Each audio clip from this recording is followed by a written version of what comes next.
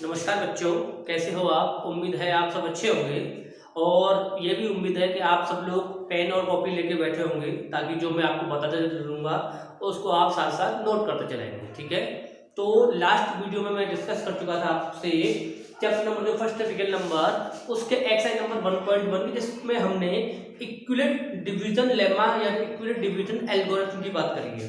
ठीक है, इस वीडियो में हम बात करेंगे भाज्य संख्या यानी composite number, prime number, LCM, HCF की। ठीक है, और फिर उसके बाद बात करेंगे प्राइम फैक्टर की। तो आपसे आशा है कि आप वीडियो पूरी देखेंगे और अगर हमारा चैनल अभी तक सब्सक्राइब नहीं किया है तो आप हमारा चैनल सब्सक्राइब कीजिए ताकि उससे आपको लेटेस्ट वीडियो मिलते रहे। तो सबसे पहले मैंने यहाँ पे लिखा है कंपोजिट नंबर। तो कंपोजिट नंबर वो संख्या होती है जिस संख्या में स्वयं और एक के अतिरिक्त यदि किसी कम से कम एक संख्या से और डिवाइड चला जाए तो उस संख्या को हम बोलते हैं कंपोजिट नंबर। यानी हम ये भी कह सकते हैं कि कंपोजिट नंबर वो नंबर होती है, वो संख्या होती है जिसका प्राइम फैक्टर एक और वो संख्या खुद इसके अलावा कम से कम एक और हो। फॉर एग्जाम्पल 4 जो है, आपको अगर मैं इसके प्राइम फैक्टर करूंगा 1 इंटू 4 इंटू ये आपका 4 हो गया। तो यहां पे आपने क्या देखा, जो 4 नंबर है उसमें 1 से डिवाइड चला जाएगा, 4 से डिवाइड चला जाएगा, लेकिन इसमें आप देख रहे हो कि 2 से भी डिवाइड चला जाएगा। तो ये 4 जो है कैसे होगी, कंपोजिट नंबर। ऐसे ही 6 में 1 से डिवाइड चला जाएगा 6, यानी इसका 1 भी फैक्टर है, 6 फैक्टर है, लेकिन इसके अलावा इसमें 2 से भी डिवाइड चला जाएगा और 3 से। यानी कि ऐसे नंबर जिसमें 1 और स्वयं के अतिरिक्त कम से कम एक संख्या से और उसमें डिवाइड चला जाए तो ऐसी संख्या को हम बोलते हैं कंपोजिट नंबर या भाज्य संख्या। Clear students. अगला टॉपिक है आपका प्राइम नंबर्स यानी कि अभाज्य संख्याएं, यानी ऐसी संख्याएं जो केवल एक और स्वयं के अतिरिक्त जिनमें किसी और संख्या से भाग नहीं जाए, ऐसी संख्या को हम बोलते हैं प्राइम नंबर या अभाज्य संख्या। फॉर एग्जाम्पल 2, तो 2 में केवल 1 से एंड 2, इसके अलावा यानी कि एक और स्वयं इससे भाग जा सकता है, इसके अलावा और किसी नंबर से इसमें भाग नहीं जा सकता, इसलिए 2 कैसी होगी आपकी प्राइम नंबर। ऐसे ही 3, 5, 7 ये सारी की सारी क्या है, सारी की सारी आपकी प्राइम नंबर है। यानी यहां आप देख रहे हो कि इन सारी संख्याओं में केवल एक और स्वयं के अतिरिक्त किसी और संख्या से भाग नहीं जाएगा, इसलिए ये आपकी सारी की सारी क्या है, आपकी अभाज्य संख्या है। और एक नोट पॉइंट और आप लिख लीजिए कि 2 जो है वो आपकी सबसे छोटी सम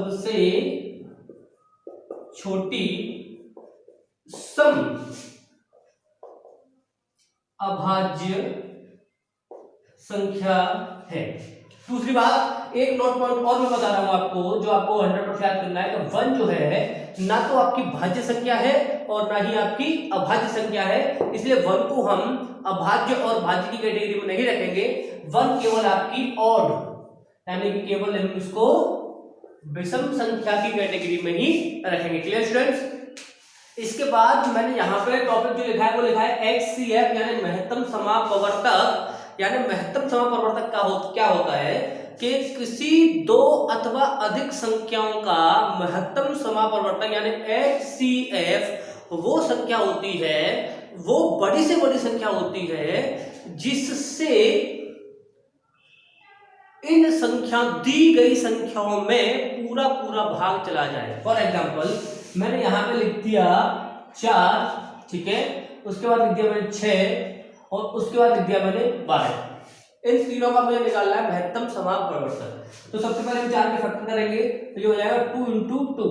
6 के फैक्टर करेंगे तो ये हो जाएगा 2 इंटू 3 एंड 12 के फैक्टर करेंगे 2 इंटू 3। तो इसमें जो कॉमन पार्ट है ध्यान से देखिएगा, वो आपको दिख रहा है 2, इसमें भी 2 और इसमें भी 2। तो इन तीनों में जो कॉमन पार्ट था वो क्या था, तो इसका महत्तम समापवर्तक क्या हो गया 2।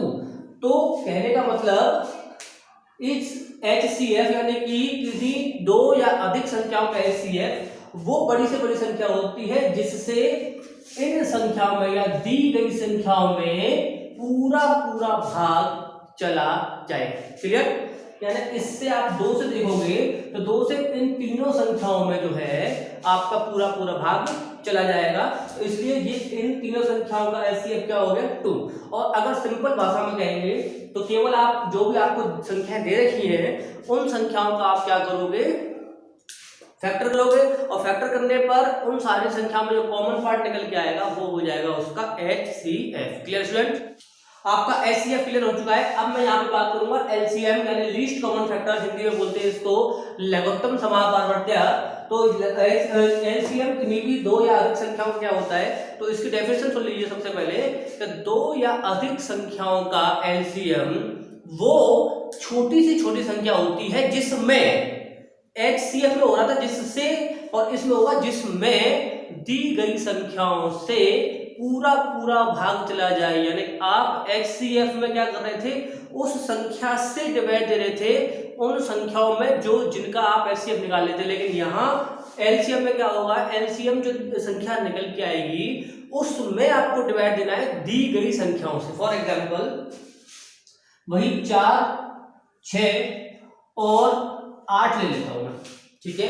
तो अब इनके प्राइम फैक्टर करेंगे तो ये उसका हो जाएगा आपका 2 गुणा 2, ठीक है। इसका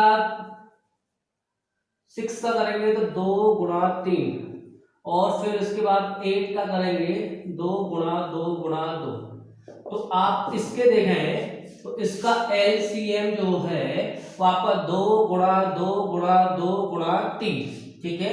2 दूनी 4 दूनी 8 दिया 24। यानी कहने का मतलब इन तीनों संख्याओं का LCM जो है वो 24। अब ये 24 ऐसी छोटी से छोटी संख्या है जो इन तीनों से आप जिसमें डिवाइड दोगे तो पूरा पूरा डिवाइड चला जाएगा। इससे छोटी ऐसी कोई संख्या नहीं है जिसमें आप इन तीनों डिवाइड दो तो वो पूरा पूरा चला जाए। बात समझ में आ रही है स्टूडेंट? फिर से समझिए कि इस 24 से छोटी ऐसी कोई संख्या नहीं है जिससे आप इन तीनों से डिवाइड दें और वो पूरा पूरा डिवाइड उसमें चला जाए। तो क्या डेफिनेशन बनी इसकी कि LCM 2 या 2 से अधिक संख्याओं का LCM वह छोटी से छोटी संख्या है जिसमें दी गई संख्याओं से पूरा पूरा डिवाइड चला जाता है। क्लियर?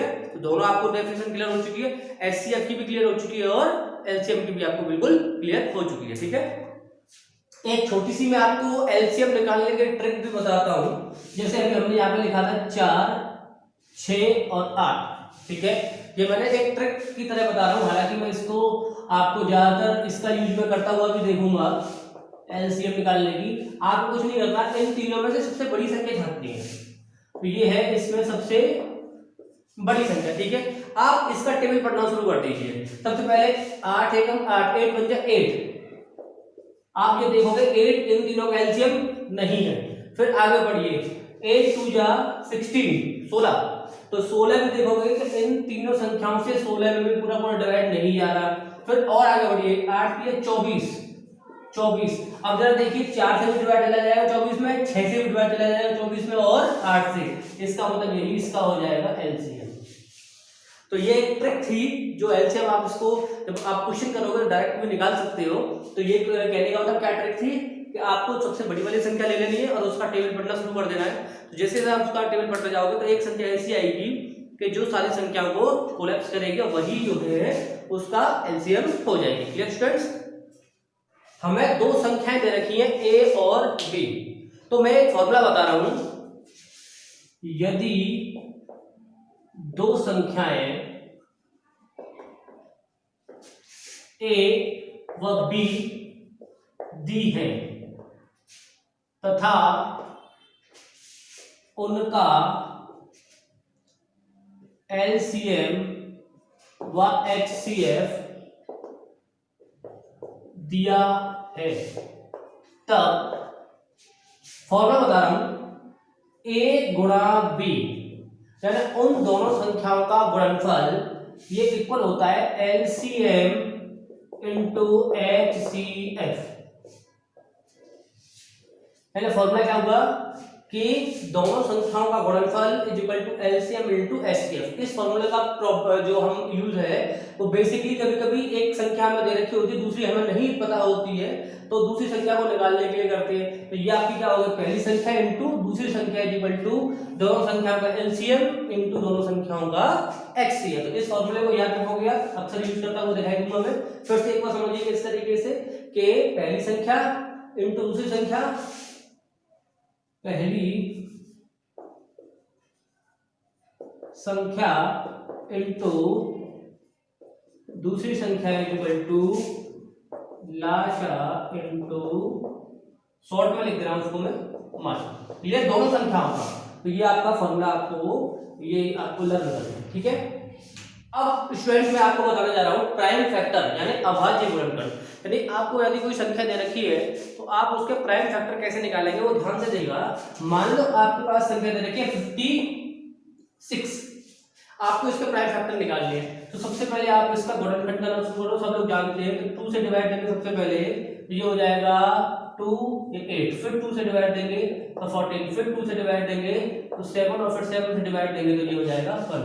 तो यानी आप इस 56 को लिखेंगे 2 इंटू 2 इंटू 2 इंटू 7। तो आपको कुछ नहीं करना है, इस 2 की पावर 3 लिख देना है इंटू 7। तो ये आपका जो है ये हो गया कि 56 का प्राइम फैक्टर यानी अभाज्य गुणनखंड। यानी कि उसके अलावा, यानी अब आपको यहाँ पर 2 की पावर 3 दिख रही है और 7 दिख रहा है, इसके अलावा इसका कोई फैक्टर नहीं है, ठीक है। ऐसे ही एक एग्जांपल और देखिएगा कि मान लो हमारे पास 1 1 2 लिखा है, ठीक है। मुझे इसके प्राइम फैक्टर निकालने हैं, ध्यान से देखिएगा। फिर से वही प्रोसीजर लगाऊंगा मैं, 1 1 2, तो फिर से 2 से कितने बार कटेगा, 5 टाइम्स।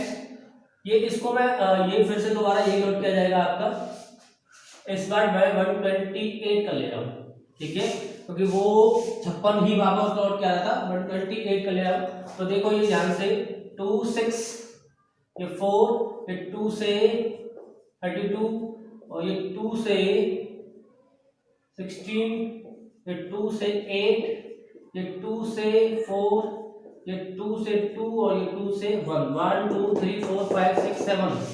तो ये आपका बन गया 2 into 2 into 2 into 2 into 2 into 2 into 2। तो ये होगा 2 की पावर 7। तो ये इसका हो गया प्राइम। यानी कहने का मतलब ये है कि प्राइम फैक्टर का मतलब जो भी गुणनखंड जितने बार आ रहा है उसको आप पावर में लिख दीजिए, और इनटू में वो नंबर लिख दीजिए सिंगल टाइम्स आ रही है। जैसे यहाँ पे सिंगल टाइम 7 आ रही थी, तो ये आपका हो जाएगा प्राइम फैक्टर। इसका एक एग्जांपल और देखिए आप, यहाँ पे आपको बेहतर तरीके से समझ में आएगा कि मैंने यहाँ पे आपका लिख दिया 46 लिख दिया, ठीक है। 46 के मुझे प्राइम फैक्टर निकालना है, तो वही 2 से 23 टाइम्स और फिर 23 से 1 टाइम्स, ठीक है। तो इसका प्राइम फैक्टर 46 को हो जाएगा 2 इंटू 20। तो ये इसका हो गया क्या, प्राइम फैक्टर।